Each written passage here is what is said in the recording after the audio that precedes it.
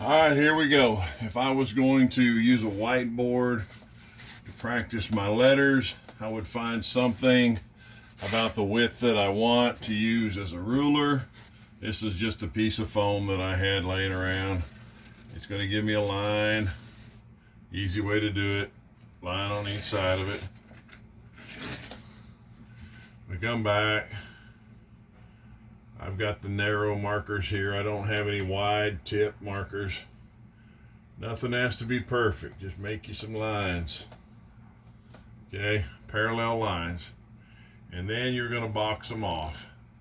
You just want your boxes about the same size all the way across. Every letter is the same size. Every letter box starts out the same size. So we're going to make our letter box. They don't have to be perfect. Some of them are going to be bigger, some are going to be smaller. That's just the nature of freehand and all this stuff in here.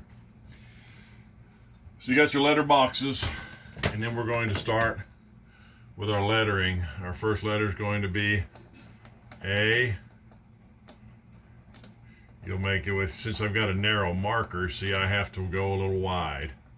And I'm going to go with B. B is just 2 dots. You just kind of round the corners off, make your center, round your corner off. C. Very simple. Make your lines a little wide. D. Same thing. In the center, round off your corners, so it can be distinguished as a D. E is just 2 straight lines right there. F, you have a straight line like the E, and then the other line is going to be a box on the bottom. And then G is like the C, only you put a line down, and your line there does not see on your C, it comes all the way across. H, and then when you got the wide box for your I, you just come like this.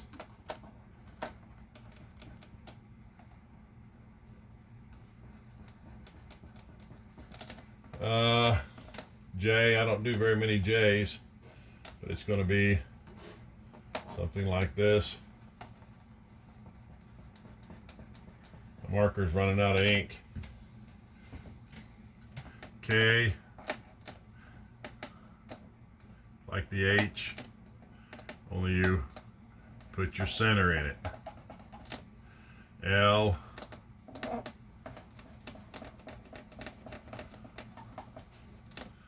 M, 2 lines down here, a line in the center.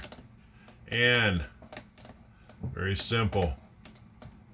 O, P,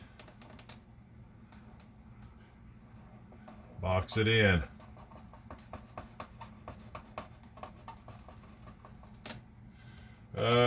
Q is not a letter that we often use. I think that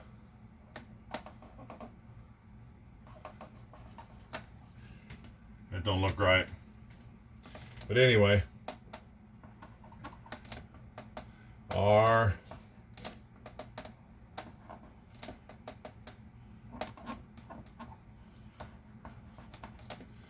S,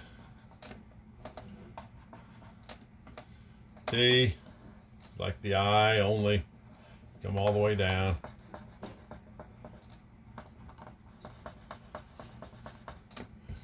And if we were to go, I'm running out of ink here.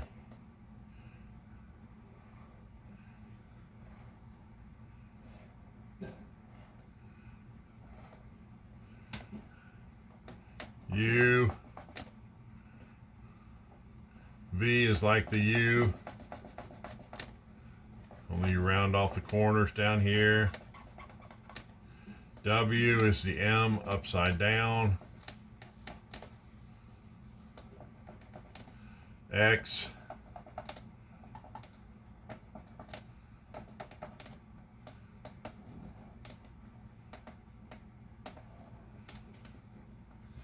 And well, let's see, that's the Y.